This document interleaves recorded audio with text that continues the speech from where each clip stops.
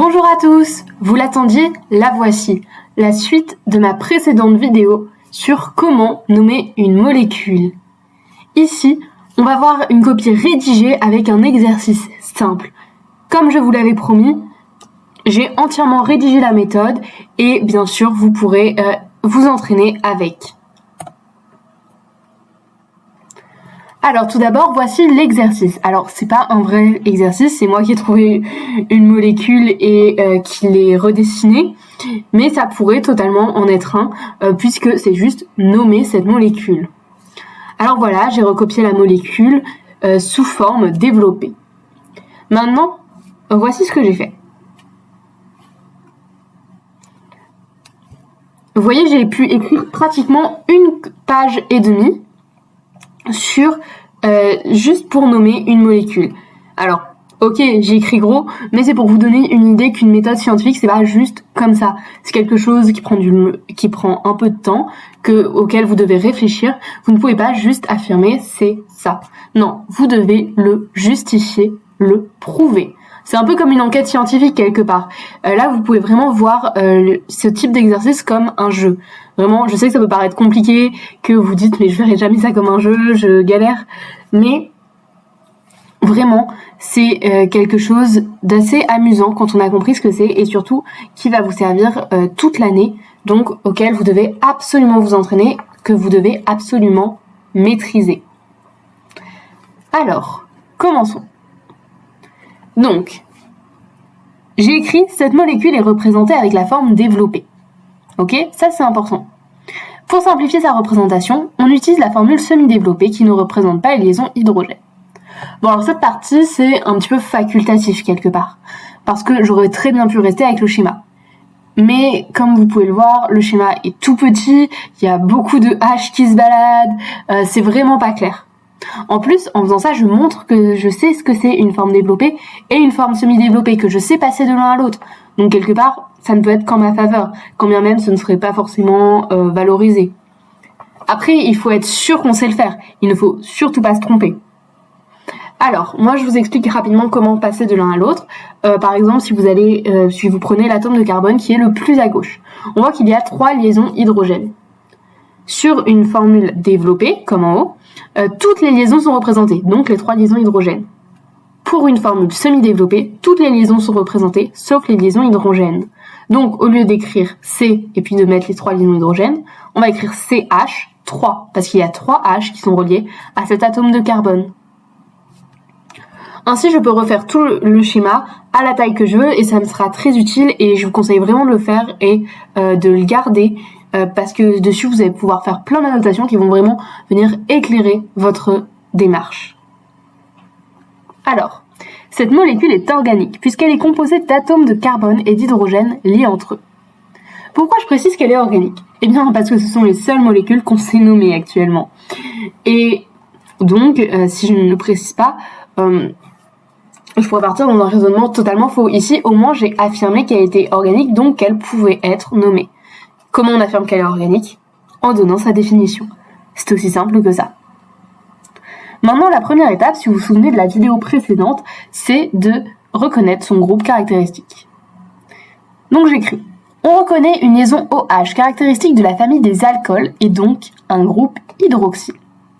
Alors la dernière fois, je vous avais dit d'apprendre par cœur un petit tableau avec la représentation. Alors, c'est ce qu'on fait, on regarde la molécule et on trouve le groupe caractéristique à partir de la représentation. Ici, OH relié à un atome de carbone. Ensuite, on dit d'abord la famille et ensuite le groupe. Si vous vous rappelez bien, je vous avais expliqué que c'était à cause des cétones et des aldéhydes. Ici, comme vous pouvez le voir, j'ai souligné groupe hydroxyle en vert. C'est parce que comme ça, mon professeur peut se référer à mon schéma et voir que j'ai entouré OH en vert. J'ai bien identifié le bon groupe hydroxyle. Dans plusieurs exercices, on vous demandera juste entourer le groupe hydroxyle. Mais ici, vu que c'est un exercice assez vague, nommer cette molécule, vous au moins, vous l'avez fait et votre professeur peut savoir de quoi vous parlez. Il pourrait y avoir d'autres liaisons, par exemple d'autres liaisons H. Bon, pas, en l'occurrence pas, mais ça pourrait. Alors, je garde le schéma sous les yeux, donc dans un petit coin, Et ensuite, la deuxième étape, c'est de numéroter la chaîne carbonée principale. Alors, on peut donc numéroter la chaîne carbonée principale sur le schéma de la molécule. Elle comporte 6 atomes de carbone. Cette chaîne est donc associée au préfixe X. Bon alors, déjà, excusez-moi, j'ai oublié E à préfixe. Mais bon, on va pas en faire tout un plat. Donc, là, je numérote la chaîne et comme vous voyez, je la numérote sur le schéma. Je précise bien d'ailleurs que c'est ce que j'ai fait. J'ai mis les numéros en rouge parce que c'est ce qui se fait souvent. Ensuite, pas la peine de réécrire tout le petit tableau que vous avez appris par cœur. Mètre, aide, prop, but, pente, ex. Là, vous avez juste besoin d'écrire elle est associée au préfixe X. De toute façon, c'est tout ce qu'il y a à savoir. Par contre, là où c'est essentiel, c'est que vous devez écrire elle comporte 6 atomes de carbone. Parce que si vous n'écrivez pas, et que vous dites juste cette chaîne est donc associée au préfixe X, on peut se demander, d'accord, mais pourquoi? Donc voilà, pas la peine de tout préciser, mais en même temps, il faut préciser juste ce qu'il faut. En fait, c'est vraiment une histoire où vous devez trouver là le bon élément pour justifier votre démarche. Et c'est ça, quelque part, qui est le plus dur avec la démarche scientifique. On sait qu'on a plein d'éléments et on doit choisir le bon pour justifier la démarche et finalement ce qu'on veut prouver.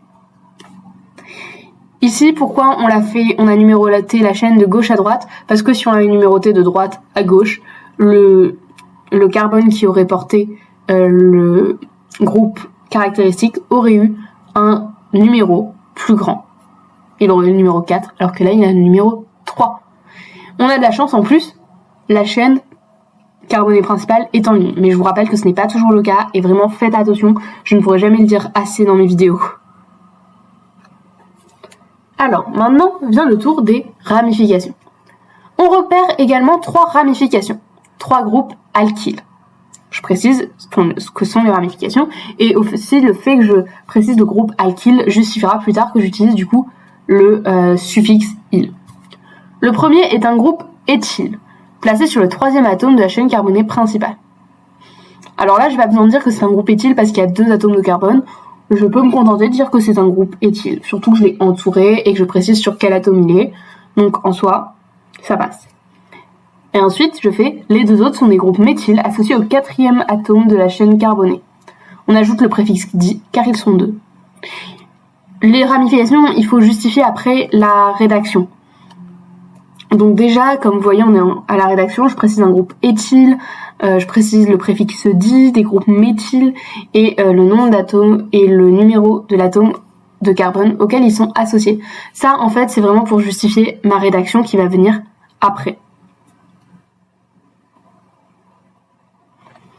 Voici donc la rédaction. On classe ces ramifications par ordre alphabétique pour écrire le nom de cette molécule. 3-éthyl, 4,4-diméthylhexane, 3-ol. Alors là, vraiment, j'ai utilisé toute la démarche. Mais je précise bien, on classe ces ramifications par ordre alphabétique pour écrire le nom de cette molécule. Donc ça, c'est chouette. Et j'aurais pu aussi préciser, on sépare les chiffres entre eux par des virgules et les chiffres des noms, des mots, par des tirets.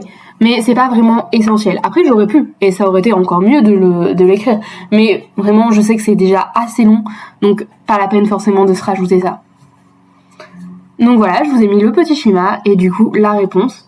Bien sûr, si vous voulez, vous pouvez refaire tout depuis le début, et essayer, comme ça ravivera un petit peu votre mémoire, et vous n'aurez pas juste regardé la vidéo passivement. Je vous remets donc là toute la correction, tout ce que j'ai fait depuis le début. Peut-être là où j'aurais pu encore m'améliorer, car c'est toujours intéressant de le dire, c'est que j'aurais pu préciser à l'endroit où je dis on reconnaît une liaison OH caractéristique de la famille des alcools et donc du groupe hydroxyle, j'aurais pu dire associé au 3e atome de carbone. Mais vu que c'est avant d'avoir numéroté la chaîne carbonée, je vous le conseille pas forcément, surtout que vous l'avez entouré, donc c'est pas essentiel. Comme vous voyez, j'ai souligné les 3 ramifications en noir et j'ai entouré sur le schéma les 3 ramifications en noir justement. Comme ça, votre correcteur peut toujours revenir à votre schéma et vous-même, vous pouvez toujours y revenir. Je vous conseille même de le faire sur une feuille de brouillon et à côté de faire tout votre raisonnement avant de l'écrire. Voilà, merci pour cette vidéo. J'espère que ça vous aura été utile. Si vous vous demandez encore d'où sort cette démarche, revenez sur ma précédente vidéo et n'hésitez pas à vous abonner pour plus de contenu.